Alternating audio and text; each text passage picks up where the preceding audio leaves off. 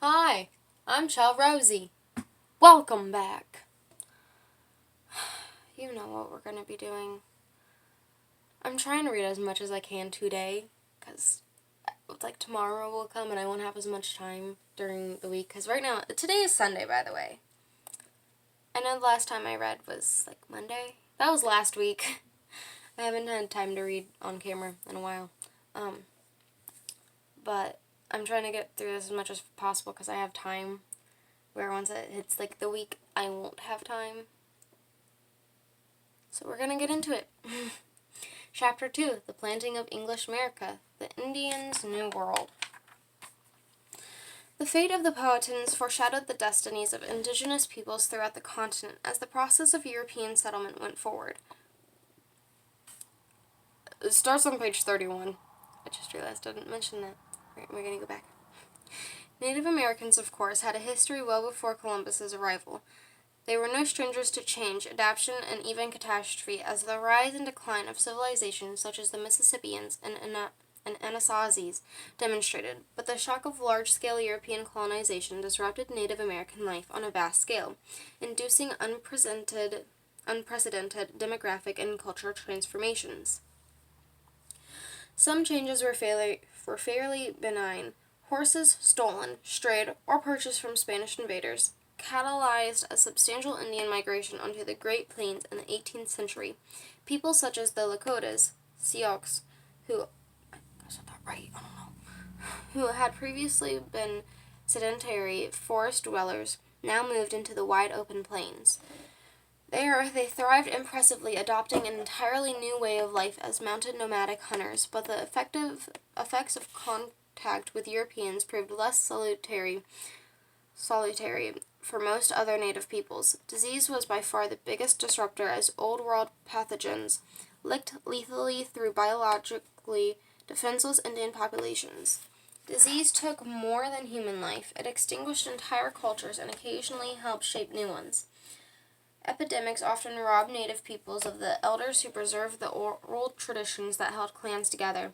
Devastated Indian bands then faced the daunting task of literally reinventing themselves without benefit of accumulated wisdom or kin networks. The decimation and forced migration of native peoples sometimes scrambled them together in wholly new ways. The Catawba nation of the southern Piedmont region, for example, was formed from splintered remnants of several different groups uprooted by the shock of the Europeans' arrival.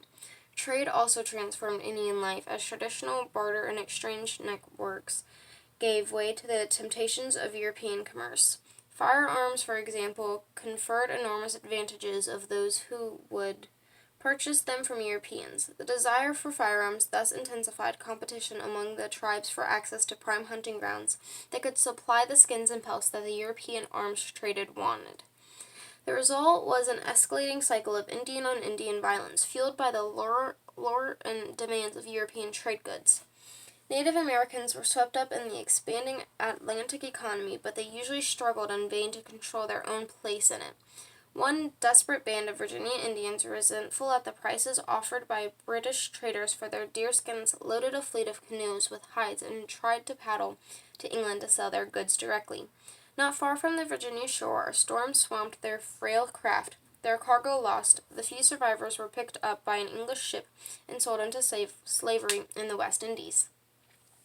Indians along the Atlantic seaboard felt the most ferocious effects of European contact. Farther inland, native peoples had the advantages of time, space, and numbers as they sought to adapt to the European incursion. The Algonquins in the Great Lakes area, for instance, became a substantial regional power. They bolstered their population by observing various surrounding bands and dealt with a position of strength with the few Europeans who managed to penetrate the interior. As a result, a British or French trader wanting to do business with the inland tribes had little choice but to conform to Indian ways, often taking an Indian wife. Thus was created a middle ground, a zone where both Europeans and Native Americans were compelled to accommodate to one another, at least until the Europeans began to arrive in large numbers. I butchered so many of those words. Okay, I hope you enjoyed. See you next time. Bye.